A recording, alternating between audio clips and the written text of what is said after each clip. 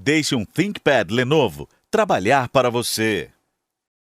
Sem o novo pronunciamento, o presidente Jair Bolsonaro defende salvar vidas. Direto para Brasília, Luciana Verdolim. Olha, em pronunciamento em rede de rádio e televisão, o presidente Jair Bolsonaro baixou o tom. Depois de criticar as medidas de isolamento e defender que os jovens voltassem imediatamente ao trabalho, o presidente ressaltou que a preocupação dele nesse momento agora é salvar vidas. E deixou bem claro, no entanto, que é preciso também garantir a renda e o emprego do trabalhador.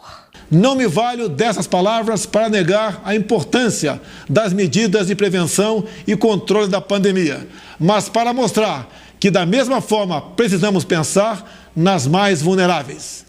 Essa tem sido a minha preocupação desde o princípio. Ainda segundo o presidente, é preciso ter uma visão global do problema. Ele agradeceu o apoio do Congresso Nacional, do Judiciário e, depois de brigar com os governadores na semana passada, também ressaltou que é preciso que todos, nesse momento, trabalhem juntos. Jair Bolsonaro ainda agradeceu a quem tem trabalhado normalmente, mesmo no momento de crise, como os profissionais de saúde, segurança pública e todos os chamados serviços essenciais. Ele ainda defendeu, no entanto, que não se pode deixar que o país ande tão devagar que a economia pare completamente.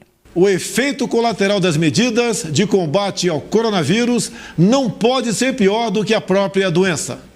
A minha obrigação como presidente vai para além dos próximos meses. Preparar o Brasil para a sua retomada, reorganizar nossa economia e mobilizar todos os nossos recursos e energia para tornar o Brasil ainda mais forte após a pandemia. Mesmo com um discurso mais moderado, mais uma vez, o presidente Jair Bolsonaro foi alvo de panelaços pelo país.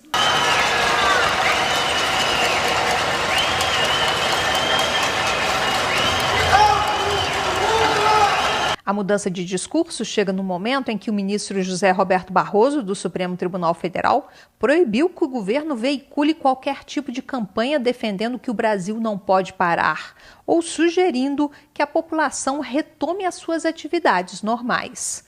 Antes do pronunciamento, o presidente também recebeu com preocupação o último balanço aqui do Ministério da Saúde, que mostra que os números da doença cresceram significativamente.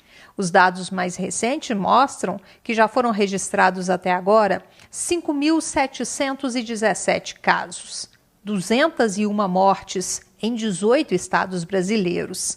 Em apenas um dia, foram registrados 1.138 casos e 42 pessoas morreram, o pior resultado desde o início da crise. Até por conta disso, o ministro da Saúde, Luiz Henrique Mandetta, mais uma vez recomendou que é preciso que as pessoas se protejam. O ministro recomendou que todos sigam as orientações das autoridades locais e ressaltou que, nesse momento, é preciso também paciência e leniência. Nós não vamos fazer medidas que sejam arriscadas para o nosso povo enquanto nós não tivermos condições de trabalho e enquanto nós não somos também um país que não está investindo em condições para que o povo enfrente. O ministro voltou a afirmar que as medidas econômicas são importantes, até para que as famílias mais pobres também possam adotar medidas de contenção.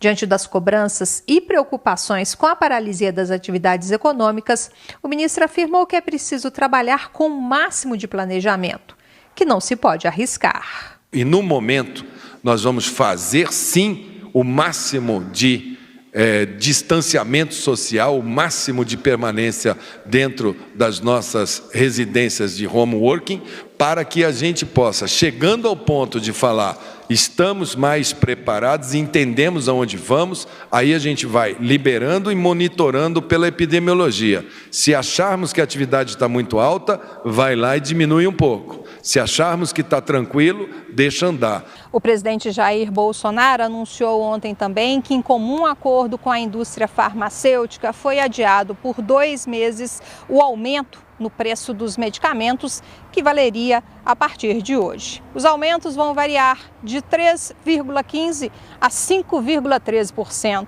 A medida já vinha sendo negociada desde a semana passada. A justificativa é de que, ao contrário de outros tipos de comércio, o movimento nas farmácias praticamente não caiu por conta das medidas de isolamento e um aumento nesse momento poderia prejudicar a população mais carente. De Brasília, Luciana Verdolim.